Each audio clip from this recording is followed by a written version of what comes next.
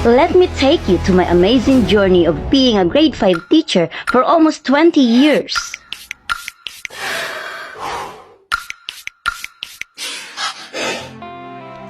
Hello everyone, this is Roselyn G. Igam, Teacher 3, Grade 5 teacher of Kiara Elementary School, Don Carlos II District, Division of Bukidnon. I wanted to become a teacher.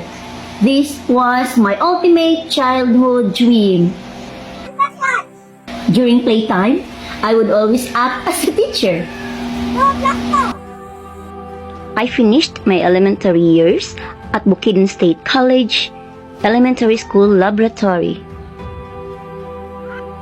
I had my secondary education at Bukbuk National High School, graduating as the top of my class.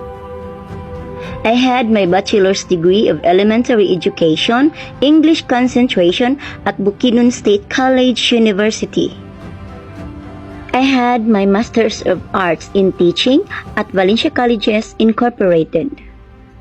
I enrolled at Central Mindanao University, Doctor of Philosophy of Education, major in Educational Administration. Have completed the academic requirements and is now on my dissertation. I attended international and division trainings that enhanced my skills and developed my abilities. I became an event facilitator, coordinator to some events in the district.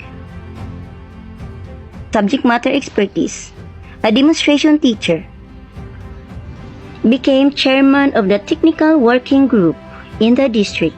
I have an outstanding performance rating. I have received awards and recognition for most outstanding accomplishments and meritorious achievements.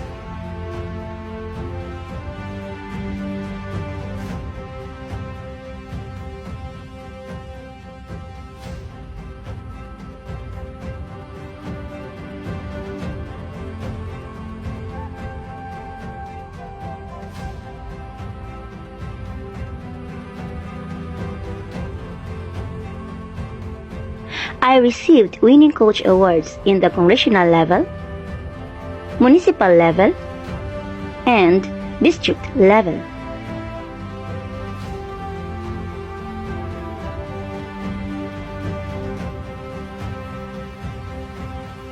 I have conducted and submitted full-blown action research on enhancing the vocabulary skills of grade 5 learners to the division.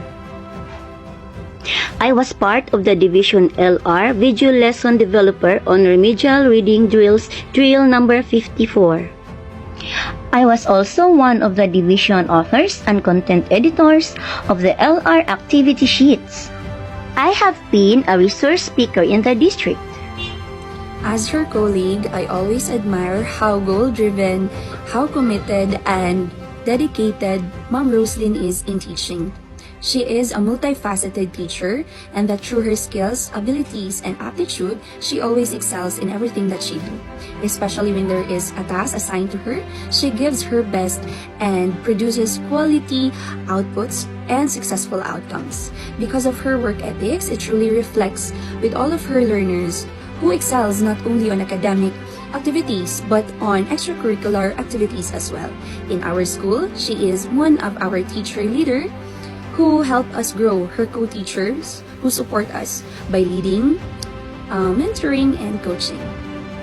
Having dedication towards your learners is great. You can find or look for strategies, new techniques, and materials to mold her learners. Parang ito din yung learners. Dami na itong nilisa dyan. Kita na siya way yun nga parang saan siya nga maka-learn dito sa isang. Your commitment to work and to your duties and responsibilities as an educator in our school.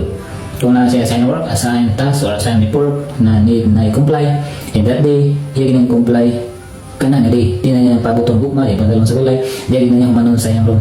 Bisan pag siya mabilin. She is a very talented teacher in our school. Ang siya, beauty and talent, all in all. Tingin, she is also a dancer. Sa tanan-tanan ngayon mo nabuhat para sa akong mga anak, ngayon wala ko. Kasi po ko satisfied na parent. Ay, ma'am, igamay ato sa ikong diya.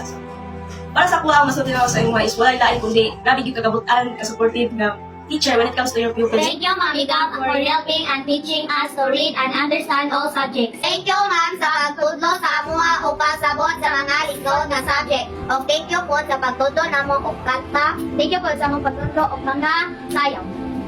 Salamat sa pagtudlo o pagbasa sa mga I love each of my learners, shaping them, allowing them to perform and participate. I am proud that I am a teacher.